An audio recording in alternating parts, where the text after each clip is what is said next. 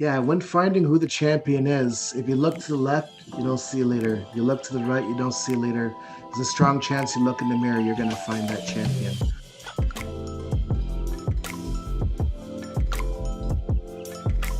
What is a champion? That bold person who gets you from your current state to your future state. Let's break that down. Let's go. Hey, Carl, how you doing, buddy? Hey, Shawn, what's going on? How you been? Good, good, man. Good, good, Um, good. cool. So for today, I want to start talk about what is a champion. There's this term that comes around that companies are looking for this person that ultimately has a big role in the success of a digital transformation or helping the company move from one state to another. Yeah. No, that's a great question. Matter of fact, that came from one of our commenters on our earlier podcast. We did one where we talked about leading digital transformation, and it takes and requires a champion to lead that. And the question was, hey, well, then what is a champion? What's some examples of a champion? What are some common traits? So I took it upon myself to get some answers from some people that I've worked with in the past, some mentors, some colleagues, and asked them, hey, what are their thoughts of what are traits and champions? I called them 5 C's. So just for easy for me to remember, easy for maybe our clients and easy for our community to remember, traits that are common for champions that lead digital transformation. In places I've had to be the champion, I've worked with some really inspiring champions. So yeah, let's go through them and break that down. First C is to be committed, committed to transformation. Now, it goes without saying that at the beginning of any transformation, there's excitement, there's energy, and there's individuals that are pumped, and ready to lead that change. But like if any project, especially if it's a large transformation, you go through these peaks and valleys. And as you go through periods where it is not as sexy as it once were, or not as exciting, you still have to be committed. And you also have to be committed for an outcome that you do not yet know if it's going to be all positive, it's going to be all rosy. I mean, you have the strategy, you have the ideal, this is the direction we want to go to. But in some instances, you see those peaks and valleys and you not necessarily see the outcome of that. And even during that, you still need to be committed. So I find that to be one of the C's, one of the traits that champions usually have is the commitment to transformation. Yeah, that makes a lot of sense. And I see that commitment is a source of inspiration. And that inspiration comes from a vision, a kind of an unbreakable vision that you have towards a person. And it's just very apparent and visible that they know where they're going. They have a future state in mind.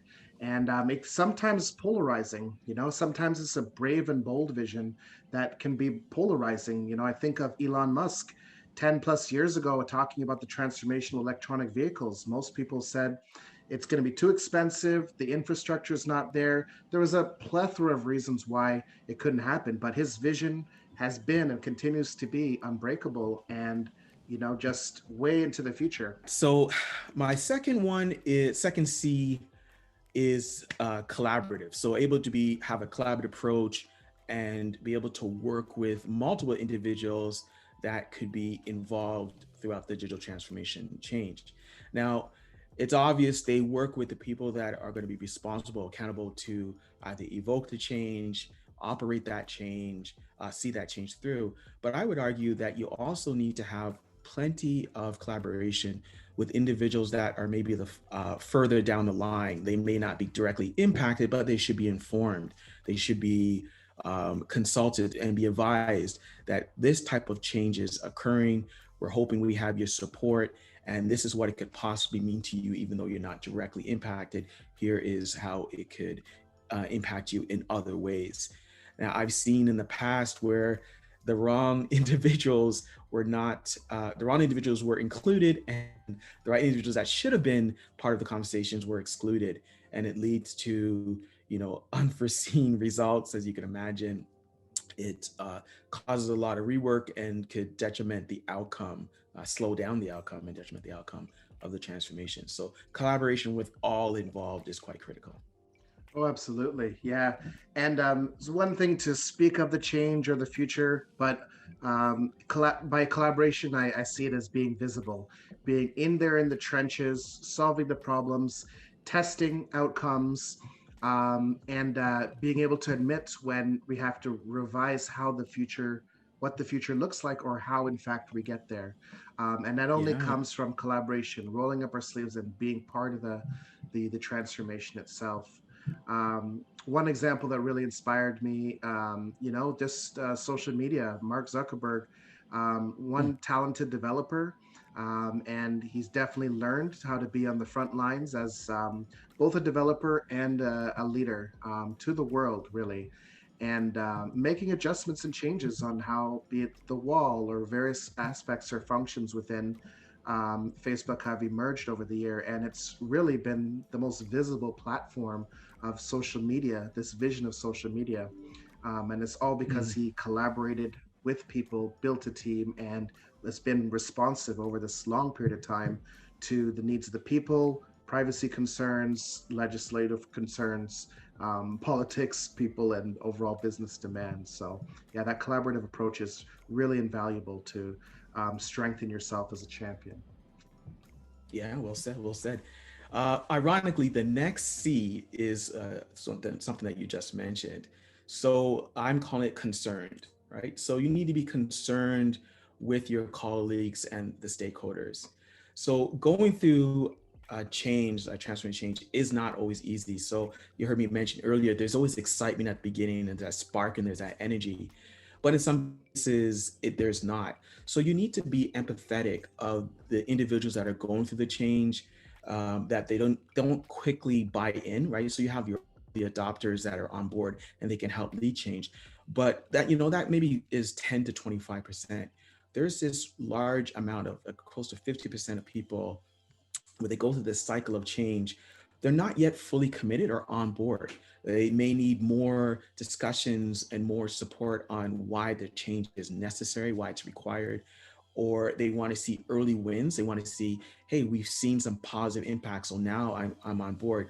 But you need to be sympathetic as well as, I would say, patient with some individuals that have not um, have not fully committed or bought onto this change just yet. It does take time. And then I would even also add, for those that have committed, they're fully on board to change, you still need to be concerned on their well-being. I just recently read an article, and I'll put it in the comments, about an organization that did a survey with several companies, and they're starting to see the fatigue and the stress levels getting really high with their most prominent resources, prominent workers, Mm. because they're on board for this transformation, but it's accelerated.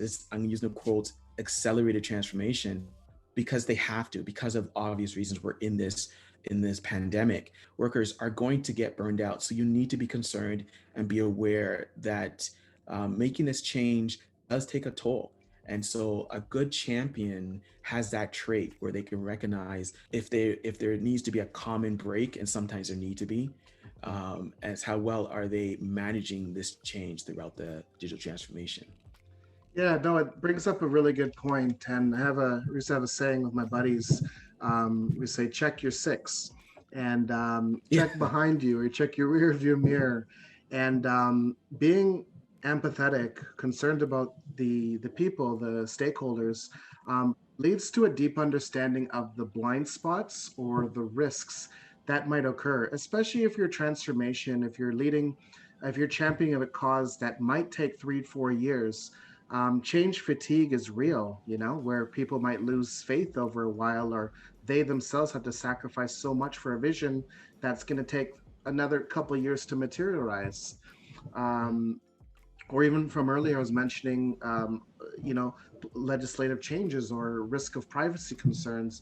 These are really important blind spots and risks to keep in mind, because having that empathy towards the stakeholders around and how they are impacted will ultimately solidify the future that you as a champion are bringing your organization, your team, and being holistic. of the things that may not have been considered when first envisioning the future. Mm, well said. Well said. All right. Okay. So number five.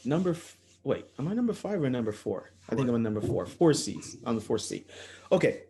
Number four is consistent at communicating, right? Consistent communication.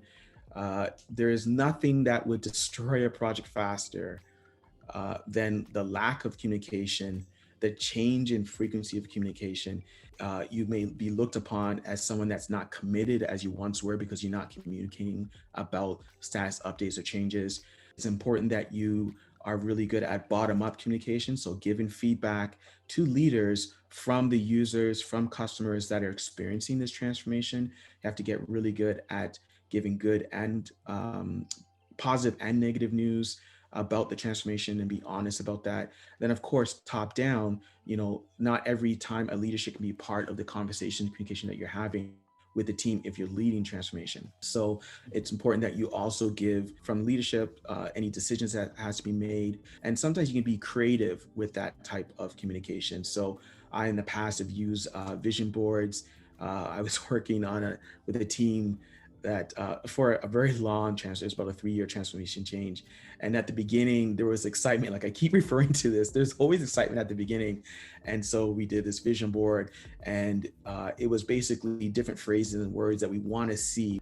And at first, every time I turned on my projector, the screen, to share that and let's give us our status update, there was some, oh, great, my quote's there. So I feel a part of this change. But as time goes on, I have to consistently use that same visual board. And so I would display it at any time we're having our group meetings, our status meetings. And at first, there was a lot of positivity in showing that because you got to see your words as part of the solution. But for the 20th time to 30th time you're displaying that, there was groans, there was, oh gosh, not this visual board again. But it's good to continue doing that. If I should take that away, and if I had these infrequent meetings, I would be perceived as not fully on board. I'm not the champion. I'm no longer leading this project with the same ferocity as I did at the beginning.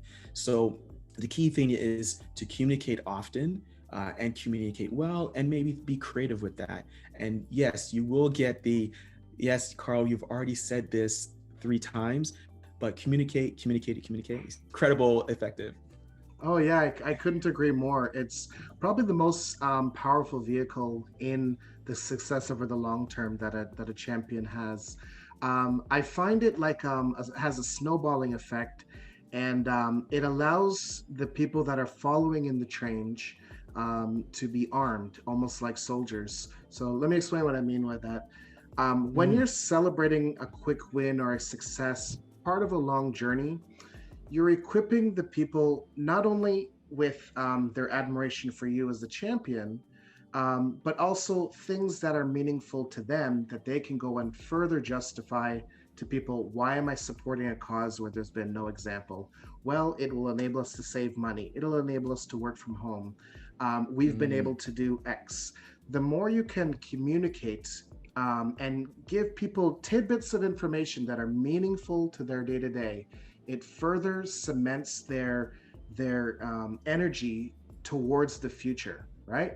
Because in the beginning, it's all about the champion. We're following a direction, but as time goes on, just celebrating the wins, celebrating all of our learnings, and giving people that ammunition, they can justify it to themselves, but then also they can justify it to other, which creates that snowball, strengthening why they're in the position or going the direction they're going in as followers of that direction.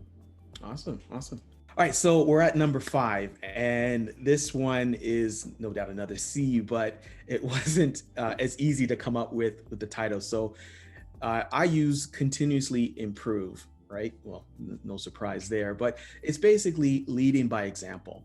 So a common trait of a champion is that you're doing that change yourself. You're also doing it, not just talking about it, right? So I've said in the past that everyone agrees change is good, right? Change is great, but you go first. So this is the reason why a champion is a champion, is that they're not afraid to go first. They're actually leading that change, and whatever that might be.